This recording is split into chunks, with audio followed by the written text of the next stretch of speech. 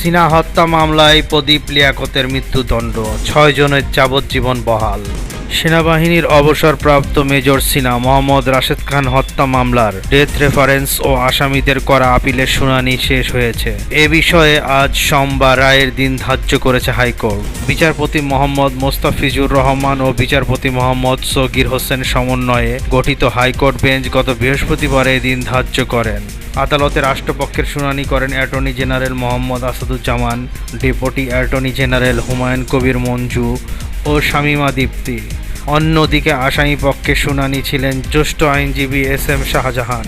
2020 সালের 31 জুলাই রাতে কক্সবাজার টেকনাফ মেরিন ড্রাইভের শামলাপুর চেকপোস্টে গুলি করে হত্যা করা হয় সিনহা মোহাম্মদ রাশেদ খানকে। মেজর সিনহা হত্যার ঘটনায় সমালোচনার ঝড় বয়ে দিয়েছে দেশ জুড়ে।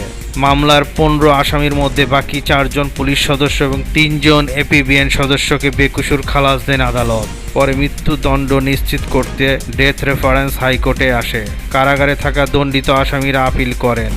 এ হত্যাকাণ্ডের দায়ে 2022 সালে 31 জানুয়ারি এ মামলায় রায় দেন কক্সবাজার জেলা ও দায়রা জজ মোহাম্মদ ইসমাইল।